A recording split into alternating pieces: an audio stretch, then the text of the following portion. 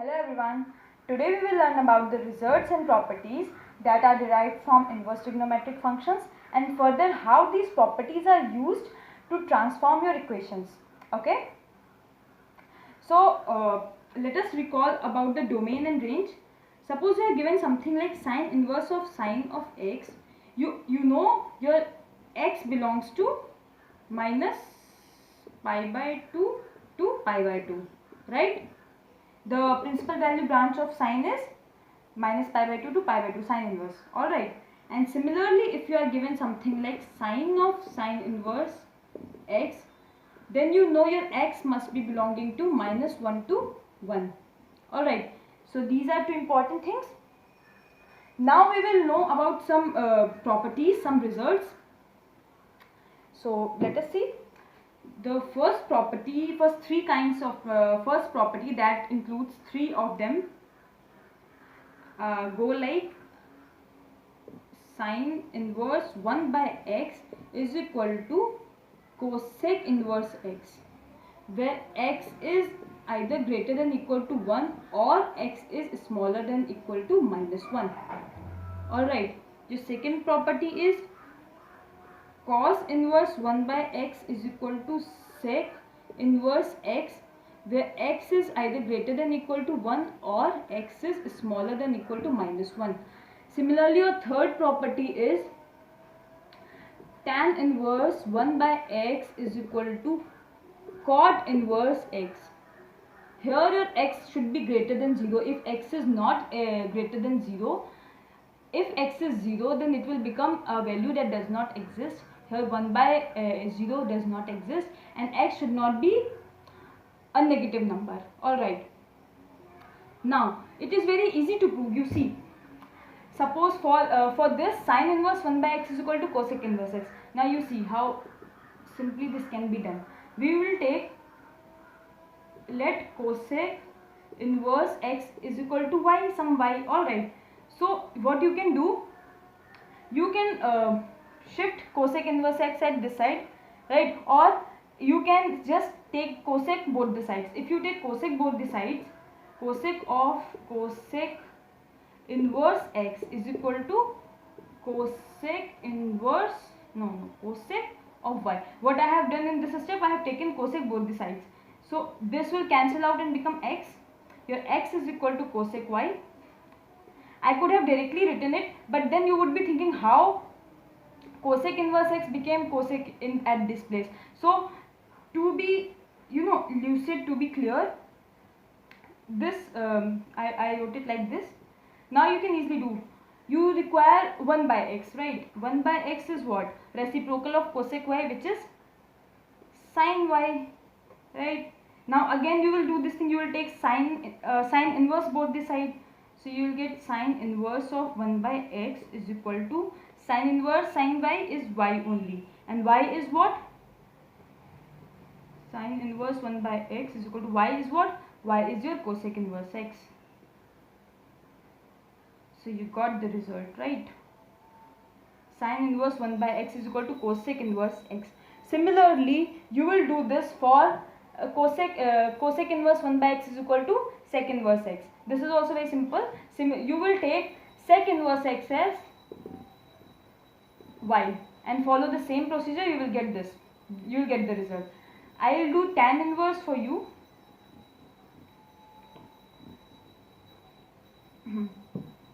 So it's tan inverse 1 by x is equal to cot inverse x. So we will take, let cot inverse x is equal to y. So what do you get if you take cot that side, or what I did in the previous step, previous question? X is equal to cot y, right? So your 1 by x is going to be tan y. You take the reciprocal. Now take tan inverse both the side. Tan inverse 1 by x is equal to tan inverse tan y means y. That means your tan inverse 1 by x is equal to cot inverse x. Alright, you got your result. Fine. So this is how these properties are derived, and what you have to keep in mind are these three results, because you can directly use these results in your equations. Alright. Now these three properties of trigonometric function, you are very familiar with these properties, that sine of minus x is equal to minus of sine x. Similarly, cosec of minus x is equal to minus cosec x, and similarly your tan minus x is equal to minus of tan x. So we are going to use this to form the properties of inverse trigonometric function. Your properties are like sine inverse of minus x is equal to minus of sine inverse x. Alright, I should take another. And again, your cosec inverse minus of x is equal to minus of cosec inverse x. And similarly for tan inverse of minus x, it's minus of tan inverse x. Now this is easy to prove. Here the thing to be kept in mind is the domain where x belongs to. Here x will belong to -1 to 1, right? For tan, your x belongs to whole real number, and for cosec, mod of x should be greater than or equal to 1. Keep this in mind because sometimes you may get multiple values. In that case, you have to stick here. Now it's very easy to verify. Sine inverse of minus x as some y. Alright. If you take this, so what you can do here is take sine that side, sine inverse that side. What will it become? Minus x is equal to sine y. Right? You got this? Now your x becomes minus of sine y. Right? And again, you know this property that minus of sine y can be written as sine of minus y here. Alright. Now what you got? You take sine inverse both the sides. So you will get sine inverse x is equal to sine inverse sine cancel minus y. Again you got minus of sine inverse x is equal to y, and your y is what? Sine inverse x. So you can verify this, that minus of sine inverse x is equal to sine inverse minus of x. Similarly, you can verify for cosec inverse x also. I will proceed with tan inverse of minus x. Now again you will do the same thing. You will take tan inverse of minus x as y. Again you get minus of x is equal to tan y, right? That means x is equal to minus of tan y. See, basically what I am doing here is taking this part, the left hand side part, and bringing it into some form of the right hand side part. Here we have minus of x and here we have x. So first of all, my motto is to transform this minus of x into some x. This is what I am doing here.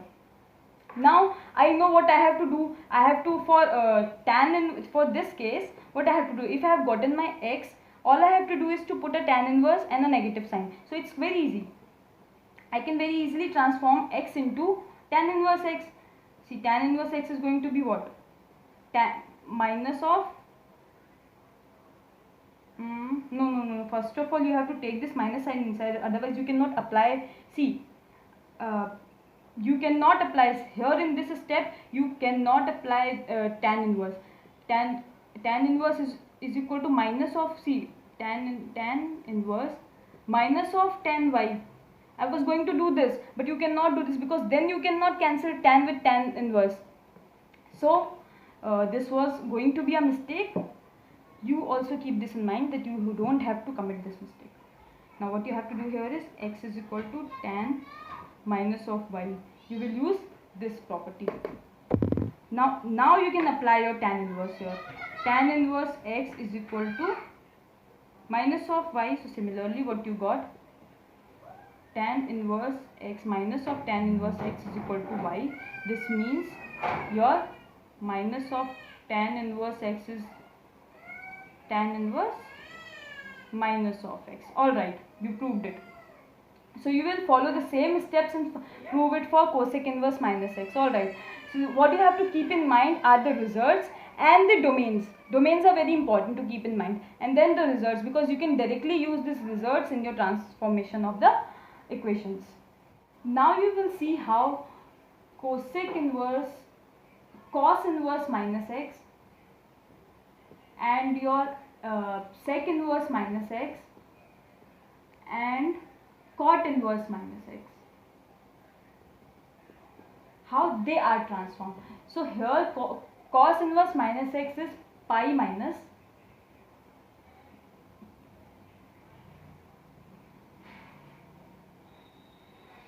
alright. Here sec inverse minus x is your pi minus sec inverse minus x, sec inverse x. Cot inverse minus x is pi minus cot inverse x. Again here your domain is going to be r belonging to whole real number, and mod of x should always be greater than or equal to 1. Here x should belong to -1 to 1. Alright, so this is also easier to prove. You will go with the same pattern as we were doing in the previous derivations. Again we will take this cos inverse x as some y. Cos inverse x is equal to y, let. Alright, so again minus of x is what? Cos y. Again your x is going to be minus of cos y. Now if you have to move minus inside, you have to do cos pi minus theta. Why? Because you know cos pi minus theta is minus cos theta. Cos pi minus theta is equal to minus cos theta, right? So here you will use this transformation,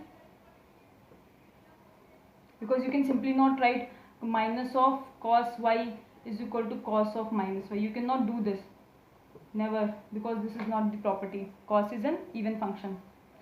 So again, alright, so what did you get? Cos inverse of x is equal to pi minus y, right?